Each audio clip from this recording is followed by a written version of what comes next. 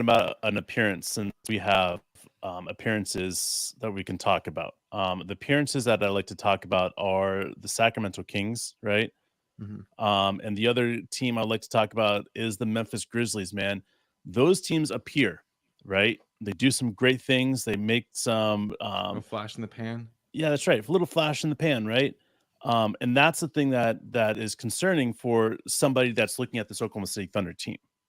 They're looking at this team and they're saying, okay, what is this team? Is this team like that Memphis Grizzlies team, or is that this team like the Sacramento Kings team where they do really really well and then next year they come back and they just suck balls?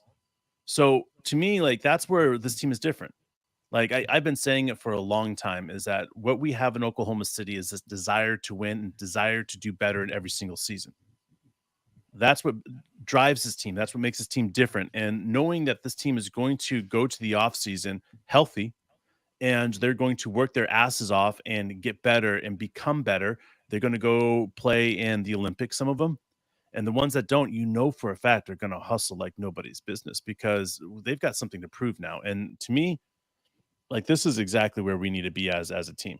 So the difference between an arrival and an appearance is an arrival, a team is coming back over and over and over again. Whereas an appearance is like a flashbang. Boom. All right, we'll see you in the first round and exit in the first round for the next few years. And sometimes you'll think for sure that a team has made an arrival, and then it'll be an appearance. Last year, we were looking at the Mavericks, and we were wondering, like, they made the conference finals and then they missed the playoffs, right? So Mm, were they one of those teams that had made an arrival or an appearance, and it was like, well, maybe they appeared and then they disappeared and they appeared again? Like that's sure, not really an arrival, although sure. I mean, Bro, they were a uh, tweener until they made the trades to get the players they did. Gafford, and I think it was Jones or Washington, whoever they were able to pick up. They were able to get out and fill the needs that they needed to. So a lot like they were an appearance the until the trades.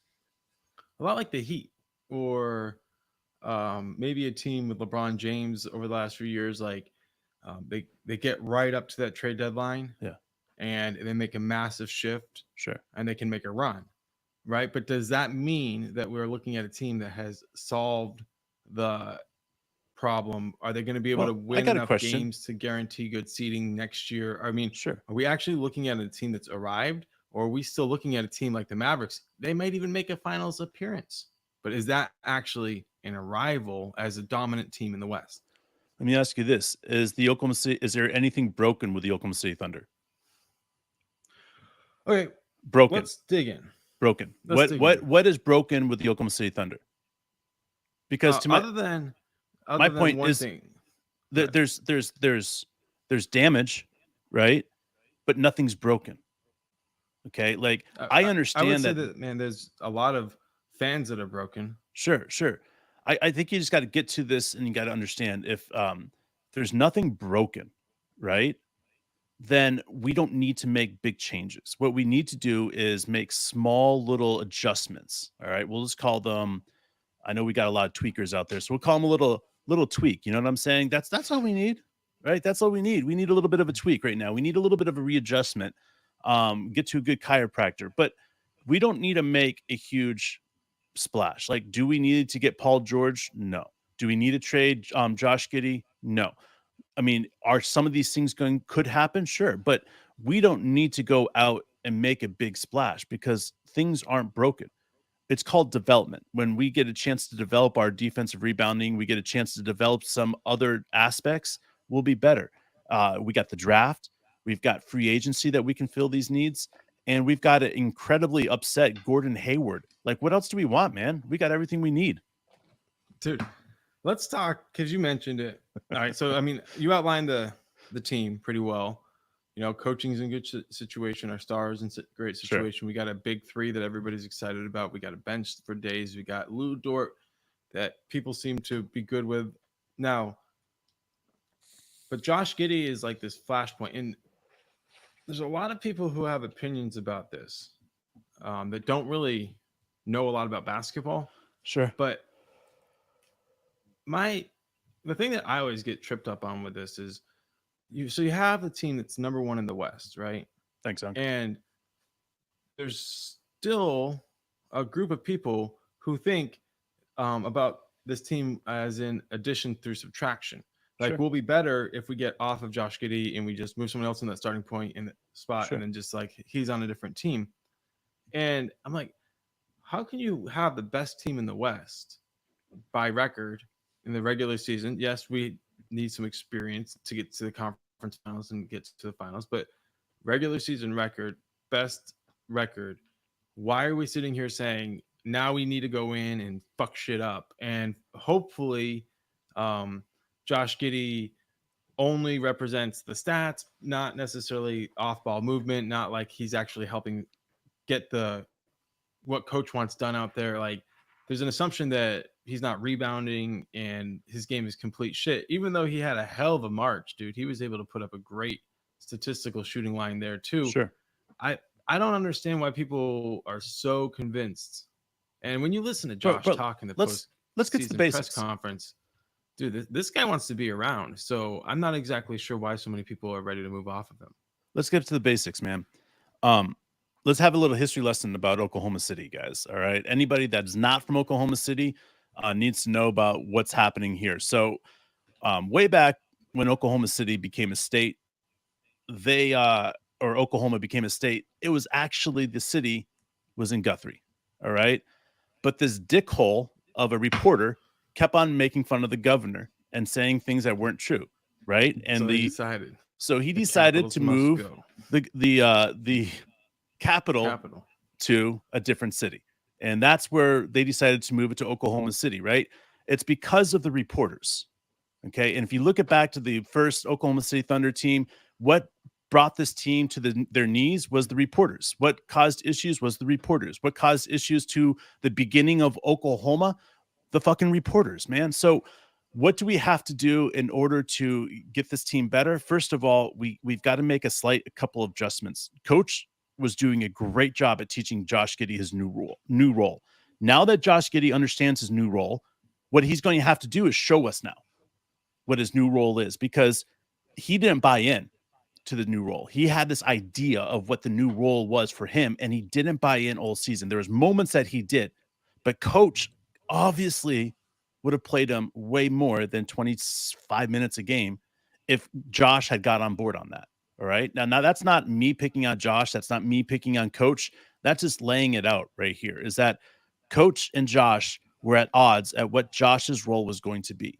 All right. Because you can't play a starter for 25 minutes and say, okay, he's understanding his role.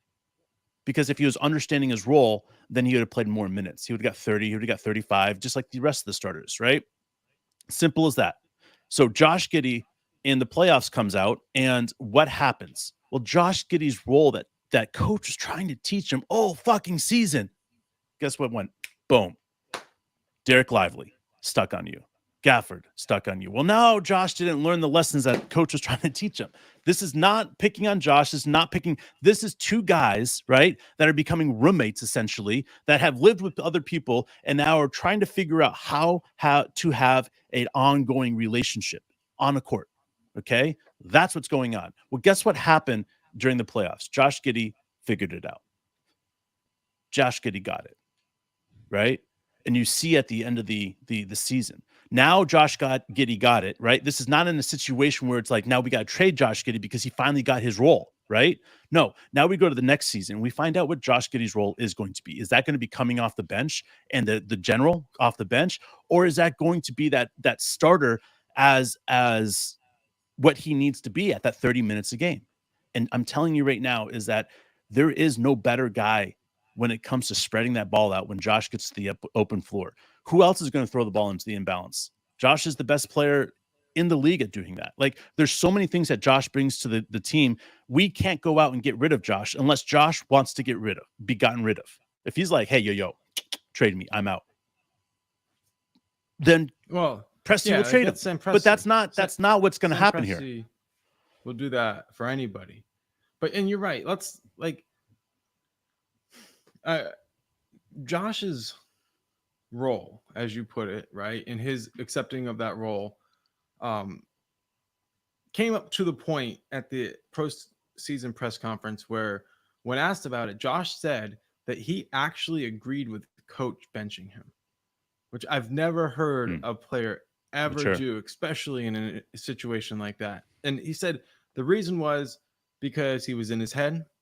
He wasn't playing effectively. He even mentioned his drives, right? His drives, he weren't as crisp as he wanted to. He wasn't able to get around his guy. And so therefore, like, his shit wasn't working.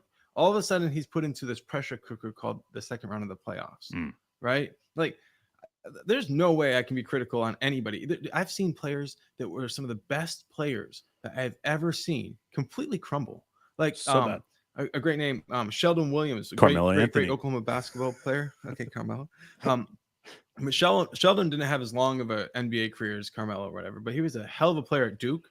All-American at Duke, Yep. and great player. And then he gets Didn't he in marry the playoffs and Candace like, Parker? Yeah, Sheldon Williams. Yeah, I think he really? married. Yeah. Shout out Sheldon. All right, but dude, like, what I found amazing was, like, you could watch him play all the way up, high school, college, you know what I mean? Like, and then all of a sudden he gets onto the stage, and it's actually, is it the stage that's too big for him? Is it the level of elite athlete that is running at him at a different intensity? You know, I don't understand exactly what it is about the playoffs, but some people, like, understand what's coming and they handle it. And some people, it takes 2 or 3 playoffs for them just to come through and start figuring out how to bring their best in that environment. It's not automatic for everybody. Sure. And the people who, like, maybe they'll get 3 chances and they'll fail all 3 times, right? Yeah. Some people don't get that many chances. And some people enter the playoffs when they're 20 or 21 and 22 and 23. And by the time they're 26, right, they're seasoned at a level that the other guys aren't. And so for Josh to come out and not just sit there and be like, and guys, this is the hardest thing in human nature, right? Like, that person's wrong. If I had played, I would have been able to do that. I would have been able to help the team. I could have helped us win. We lost by 1 point. I played 12 minutes. I was effective. If coach had just played me, his family saying that behind closed doors to each other, like, man, we wanted to see Josh play. His old coaches are saying that. His friends are saying that. Everybody's saying that. And Josh sits there and he says, it's my fault. I'm going to look in the mirror and I'm going to go out and I'm going to get better. I'm going to come back so good that this isn't going to happen next year. And you have to say, like, damn, dude, like, could you imagine how, like, if you suddenly just said, okay, yeah, but go somewhere else. And he goes and he does that for someone else, we'd be giving away a goddamn playoff superstar. Sure. And it would be just because some people were impatient. And that person who's not going to be impatient is Sam Presti. Because to make this a rival, well, at this moment, it's an appearance. To prove that it's an arrival, that's what happens next, right? And you have to stack days. You have to stack years to suddenly just be like, eh, boom. And to shortcut the process, that's not Sam. It's never been Sam. He wasn't going to come in and bring in some all-NBA talent and try to make that work, right? He was going to bring them in before they were all NBA talents through the draft or for a trade like Shea. But he was also not going to trade away somebody just because it seemed like they were slumping or they had a tough year. I mean, it's so goddamn tough. Like, there's nothing I can say that will make Josh or his biggest fans or his biggest detractors feel any different way. But I will say this, as someone who studied Jason Kidd's game, like, since he was in college, I'll say this about him. He saw himself in Josh Giddey. And he knew that Dallas needed to target Josh to get him out of the game. The same way Houston wanted to target Lou Dort because he was making it hard for James Harden his rookie year. So you don't target somebody that's like you can secretly pick apart and isn't hurting you. You target somebody that is doing something that you can't stop. So you need to get them off the court on your side. And what Josh brings, if he feels comfortable with a free-flowing offense, is the ball movement that we were noticing kind of seemed stagnant as the games would get on. Well, Jason Kidd had invested in that game and made sure that Josh wasn't on the court when we needed ball movement. And he played at Josh every single time. They they came up with an extremely effective approach.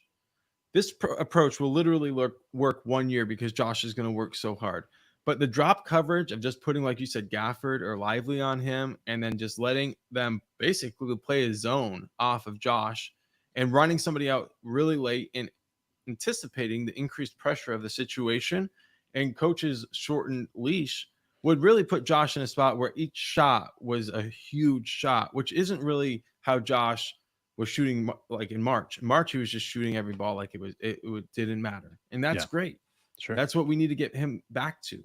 But to get him to where he's shooting like that confidently in the playoffs, well, you can't have one good month and then make a playoff run like that.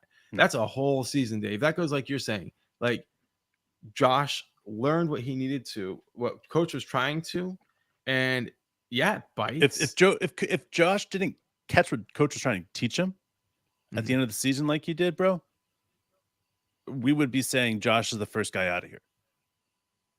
But he understood. Like, you get that in what he was saying at the end. This is not what coach is like, this is what you need to say, Josh, because there was emotion behind what Josh was saying. It was like, I fucked up. I cost us because I didn't learn my lesson. Like, that's what I felt from what Josh was saying. And that's the type of guy that you want. You want to take on your team. You want to put him amongst the guys and say, learn, because like, if you're not willing to give that an opportunity, then what are we talking? Like, anytime that there is a guy that doesn't get it for a series, we just go back and trade him. Like, we don't want to teach that. Like, if Josh wants out, Josh goes to Sam and says, I want out. And Sam says, I'll find a place for you. That's how this goes, guys, because Sam is not going to give up on Josh. Sam will not give up on Josh. That's not what's happening here. Coach D is not going to give up on Josh. We're not going to give up on Josh. I don't care what Oklahoma City Thunder podcast is out there saying, trade Josh in this round trip or this pick in order to get blank player, big man, whatever. Like, there is enough big men on the open free market, Valanciunas, that if Sam wants to go, we got $30 million to play with. We can go and get one of those big men that we need to. But I'm telling you, that's a big adjustment. This team isn't broken.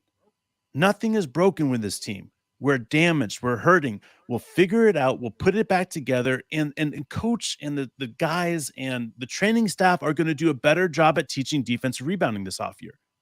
It's going to be a staple. We're not going to be giving up double-digit offensive boards all season. We're not. That's not going to happen this next year. Just like the year before where we had a ton of turnovers every season or every game, like 2 years ago, whatever it was. And then the next year we came back, right? And what happened? We cut the turnovers out. The year before that, our defenses were hurt. Our defense was hurting, period. What happened? Coach came back and highlighted that area the next year. We got better in that area, right? Our defense now is a top 5 defensive team in the league. I would even say top 3.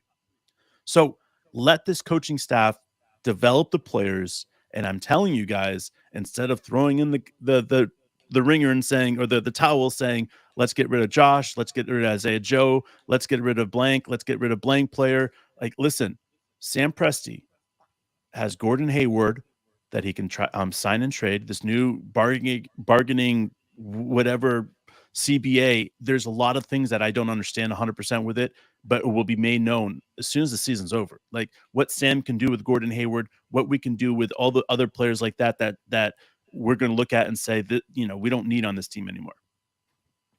There's those players. There's going to be every single year we're going to look at the draft and we're going to say this player's better and we're able to pick up this player from the free agent market. We're going to lose this player next year. So guess what? We went in and traded him. That's fine. That's what this team is all about. I got to say, Kenny Hustle, right? Everybody wants to say about the step back that Kenny Hustle did. No, we need to focus on the improvement of what we saw with Cason Wallace, right? Mm-hmm. Not just that, but we saw the massive improvement with Isaiah Joe, right? And the other guy was Aaron Wiggins, which is proving to be one of the better players on our team. Like, Aaron Wiggins came out of nowhere, man. And like, what improvement that he did this season to me was the fact that he is willing to do whatever it takes. Those back doors, that we call him king of the back door because he's always cutting back door. That's what Josh Giddey needs to get good at this offseason. Josh Giddey needs to recognize that the back door needs to be the thing that Josh Giddey scores on most of the time. Because if he does that, right, it takes away any big man just being able to stand there and wait. Because look at what Aaron Wiggins does, man. He's probably scores 4 to 6 points a game from the back door. Okay, so to me, that's exactly what we need to see this team do and make the small adjustments with Josh Giddey. And that goes back to how to play against the big man, because now that Coach Kidd laid it out, everybody's going to do it. Shit, dude. It's a copycat league. So, I mean, but like, dude, it's been a hell of a year. Like, we weren't supposed to get out of the first round. We got the first seeds. We ended up playing.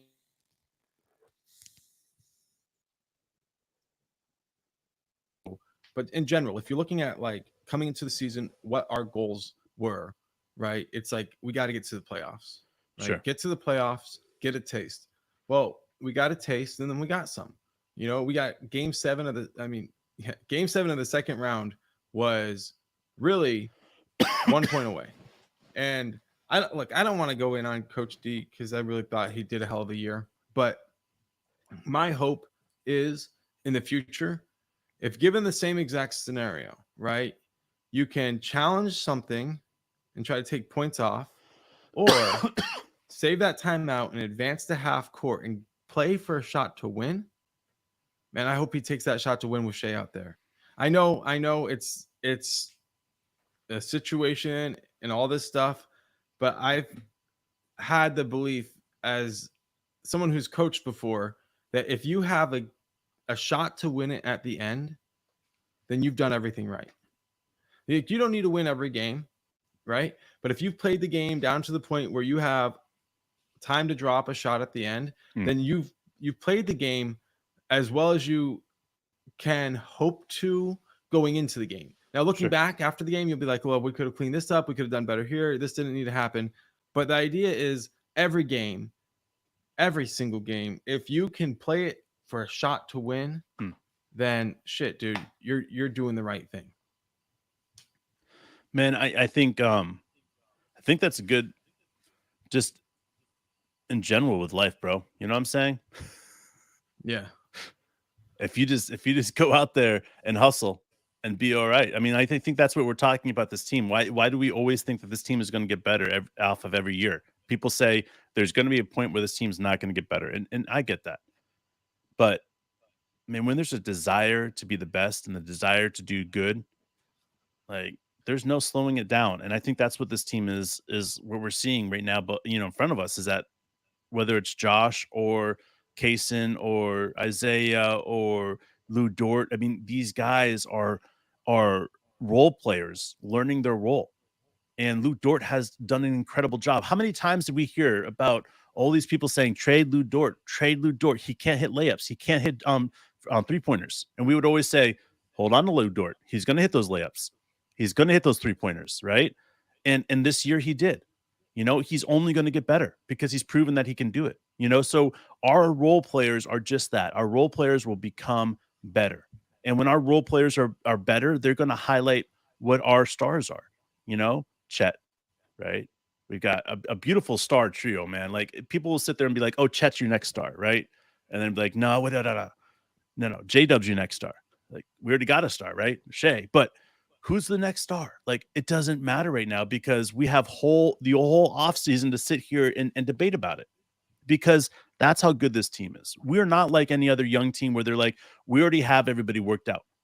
We're sitting here and saying who's going to develop quickly, who's going to be a better player in the next couple of months, who are we going to draft, who's going to come here in the free agency, who are we going to trade for?